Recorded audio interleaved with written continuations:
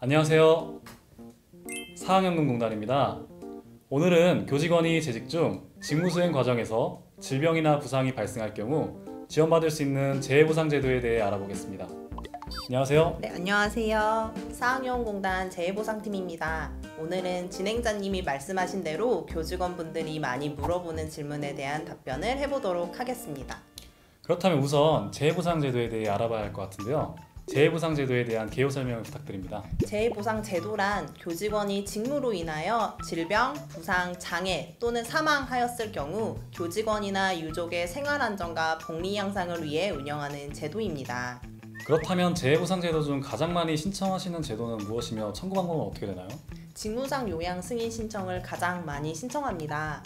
직무상 요양 승인이란 재직 중 직무수행 과정에서 발생한 질병 또는 부상에 대해 요양이 필요한 경우 신청합니다. 직무상 재해라고 생각되시면 신청서, 진단서 원본, 초진진로 기록부, 영상 CD 등 관련 서류를 구비하여 학교 기관에 확인 후 공단에 제출하셔야 합니다. 그렇군요. 이제부터 직무상 요양 승인 신청 과정에서 교직원들이 자주 묻는 질문들에 대해서 답해볼 예정인데요. 하나씩 알아볼까요? 첫 번째 질문입니다. 직무상 재해에 해당하는지 여부는 누가 결정하나요? 직무상 재해에 대한 여부는 의료, 법률 등 각 분야의 전문가로 구성된 급여심의회에서 심의를 거쳐 공단에서 결정합니다. 그럼 두 번째 질문입니다. 직무상 재해 범위는 어디까지인가요? 일반 직무 수행 중 재해와 더불어 출퇴근 중 발생한 사고, 직무와 관련된 교육, 훈련 및 출장 중 발생한 재해, 공식 행사 중 발생한 재해라면 신청 가능합니다.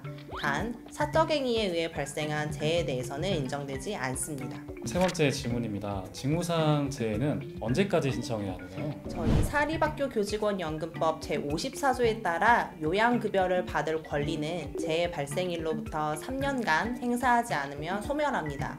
직무상 재해라고 생각된다면 3년이 지나기 전에 신청하시는 게 좋겠죠? 그럼 네 번째 질문입니다. 직무상 재해로 승인을 받았는데요. 계속 치료를 만약에 받아야 한다면 이 경우는 어떻게 처리해야 하나요? 직무상 요양 연장 승인 신청을 하시면 됩니다. 연장 신청에 대한 제한은 없으나 최장 1년 단위로만 신청할 수 있으며 학교 기간을 거치지 않고 공단으로 직접 신청 가능합니다. 구비 서류는 연장 승인 신청서와 추가 치료가 필요하다는 의사소견을 확인할 수 있는 진단서 원본을 공단에 제출하면 됩니다. 연장 신청은 우편 신청과 인터넷 신청이 가능하오니 교직원분들이 편한 방법으로 신청하시면 됩니다. 네, 그럼 다음 다섯 번째 질문 한번 드려보도록 하겠습니다. 직무상 요양 승인 신청 후 결과는 언제 확인할 수 있나요? 급여심의회는 보통 2주에 한 번씩 개최되며 일반적으로 개최 다음 날 문자를 통해 결과를 통보받을 수 있습니다. 자세한 심의 결정서는 1-2주 이내에 등기 발송됩니다. 직무상으로 재해를 당한 경우 교직원의 근태와 급여는 어떻게 처리되나요? 공단에서는 직무상 재해에 대한 심의만 담당하고 있어서 근태와 급여에 대한 사항은 학교 기관과 상의하셔야 됩니다.